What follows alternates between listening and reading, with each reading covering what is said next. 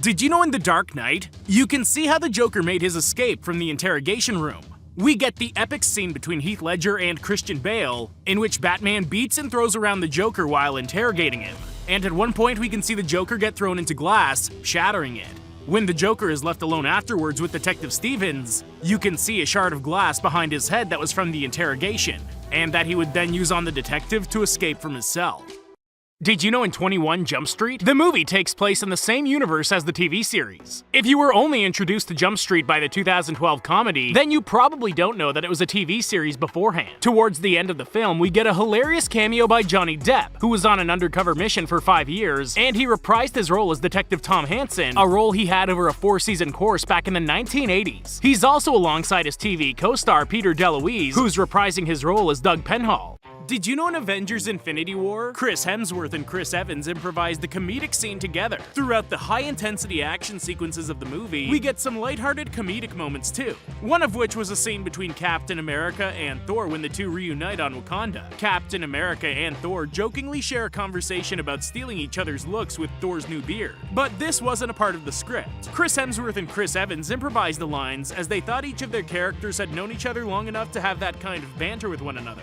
Did you know in Captain America Civil War, the film continues the MCU tradition of characters losing their left arm or hand in the Phase 2 films? In Iron Man 3, it's Aldrich Killian. In Captain America the Winter Soldier, it's Bucky. In Guardians of the Galaxy, it's Nebula. In Avengers Age of Ultron, it's Ulysses Klaue. In Agents of S.H.I.E.L.D., it's Phil Coulson. In Ant-Man, it's Darren Cross, also known as Yellow Jacket. In this film, it's Bucky yet again, who loses his cybernetic arm. If you like this, subscribe for more. Did you know in The Dark Knight Rises, there was a scene designed to pay tribute to Heath Ledger? Towards the end of the movie, after Bruce Wayne is presumed dead and we see his funeral, a statue is unveiled in memorial to Batman. The seating plan in this scene was set out to mimic the appearance of the Joker's face and smile in honor of Heath Ledger, who portrayed the Batman villain in The Dark Knight, but tragically died before he could continue the role in The Dark Knight Rises. Did you know in Finding Nemo, Gil is always trying to escape for this very specific reason? Given that the majority of us watched this film as children, we can be forgiven for missing this oddly specific detail that was put into the film. We know Gil is the leader of the Tank Gang, the fish that are held in captivity in the dentist's office. But what you may not have known is the reason as to why Gil is always trying to escape. Gil is a Moorish idol fish, which are notoriously difficult to keep in captivity, which makes sense as to why he's the one that always comes up with the plans to escape. Did you know in Batman v Superman: Dawn of Justice, a reference to a Star Wars movie is made? Towards the end of the movie, we see Batman make a visit to Lex Luthor in prison to inform him that he'll be transferred to Arkham Asylum in Gotham. On Luthor's prison jumpsuit, you can see that his ID number is 16 TK421, which is a reference to Star Wars: A New Hope. While freeing Princess Leia, Luke and Han disguise themselves as stormtroopers, with Leia addressing Han in the same ID, TK421. There's more than likely no relevance to this other than being a fun Easter egg to someone in production's favorite films. Did you know in Ant-Man and the Wasp, a joke is made in reference to a David Tennant interview? While going through his daily routine, we see Scott Lang reading The Fault in Our Stars while bawling his eyes out. This was a joke made by Paul Rudd in response to a Marvel interview done with David Tennant back in 2016. Tennant was asked which Avenger he believed would cry the most while watching The Fault in Our Stars, to which Tennant responded with Ant-Man, also known as Scott Lang. Did you know in Ghost in the Shell, audiences were confused as Rika Fukushima received top billing, but no one seemed to be able to find her in the film. It turns out her face was actually used as the model for the robotic geisha faces. Yet while the background geisha were played by dancers and stuntwomen, Fukushima played the iconic red-robed geisha. If you like this, subscribe for more. Did you know in Avatar: The Way of Water trailer, we get the first look at the groundbreaking underwater scenes? The hint's in the title, but a lot of the film is set to happen underwater, with the use of CGI and some groundbreaking motion capture technology used on the actors who were performing underwater. Actors were submerged in a 900,000-gallon tank of water that was designed to mimic ocean waves and currents. And they even learned how to hold their breath underwater from military divers. Kate Winslet held her breath for as long as 7 minutes while filming underwater. Did you know in Doctor Strange in the Multiverse of Madness, this spell cast by Wanda may mean she remembers who Spider-Man is? During Multiverse of Madness, Wanda surrounds herself with a hex made of ruins, meaning she cannot be affected by another sorcerer's magic while inside. Doctor Strange casts a spell in No Way Home that makes everyone forget who Peter Parker is. However, because Wanda was in the hex, it would mean that the spell didn't work on her. While it isn't confirmed, this could mean that Wanda is the only Avenger to remember Spider-Man's identity. Did you know in Hawkeye, the bell tower that Kate Bishop breaks into holds a reference to a Marvel villain? We open the show with the first glimpse at Kate Bishop, who's breaking into Stain Tower and proving her archery accuracy by trying to hit the bell of the tower.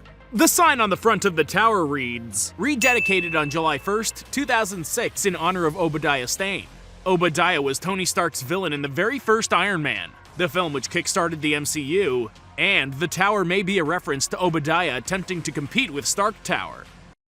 Did you know in She-Hulk Attorney at Law, She-Hulk's method for eating Cheetos could be a hilarious reference to another Marvel star? Before their crash, we see Bruce and Jennifer driving together when Bruce finds a bag of Cheetos with chopsticks in them. It's revealed that it's the way Jennifer eats them to avoid getting dust on her fingers. And while this could just be a throwaway, there's a good chance it's in reference to a photo that went viral in 2016 of Oscar Isaac, who plays Moon Knight, eating Cheetos in the exact same way. Did you know in Hawkeye, Clint Barton's original costume makes an appearance? Throughout the series, Clint's sidekick and apprentice, Kate Bishop, makes it clear how she thinks he should be rebranding himself and marketing himself better to gain more popularity. At one point, she tells him that his costume isn't the most interesting to look at, and sketches him a new idea for a costume on a napkin. The costume she sketches is straight from the comic books, and was actually Hawkeye's original look before the movies took a different direction.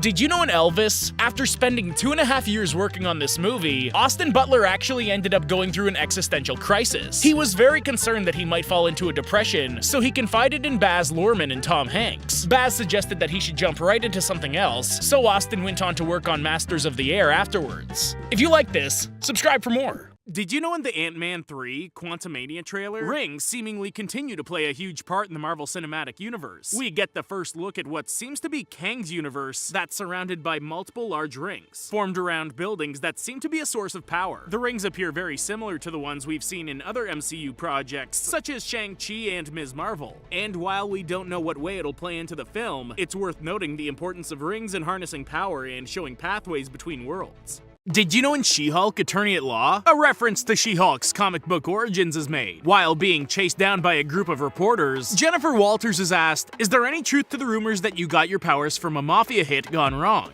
In the show, we see Jennifer get her powers from a car crash with Bruce. But this question is in reference to her origins in the comics, as she gains her powers by a blood transfusion from Bruce in order to survive after being shot by a mafia crime boss. Did you know in Stranger Things? One scene mirrors Alien Resurrection. When Joyce, Hopper, and Murray are attempting to escape from the Russian prison Hopper was kept in, they come across a room filled with tubes that are holding preserved Demogorgons. While it may not have been intentional, the scene is almost a direct mirror of a similar scene in Alien Resurrection, where Ripley and Anna Lee come across prototypes in floating containers. This is a particularly fitting reference, as Anna Lee was played by Winona Ryder, who, as we know, plays Joyce Byers in Stranger Things. Did you know in Hawkeye, there was a hidden message in Morse code? Fans usually keep an eye out for hidden numbers and messages in Marvel products, but this one was almost impossible to catch. When Kate and Clint have been captured and held hostage by the Tracksuit Mafia, you can see lights blinking in the background. When the blinking pattern is deciphered using Morse code, it reflects the date of Kate Bishop's first appearance in a Hawkeye comic book. Although the character made her debut in the Young Avengers comics, she first co-starred in a 2012 Hawkeye series book that mostly inspired the show. Did you know in Thor: Love and Thunder, the entire plot of the movie is spoiled in this early scene?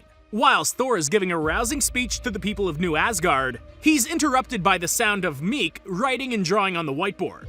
If you look closely at the whiteboard, you can see that Meek was actually drawing out the entire plot of the movie. In the top left, you can see Gorr's confrontation with his god that opens the film. And in the bottom right, you can see the ending of the film where Thor and Love team up.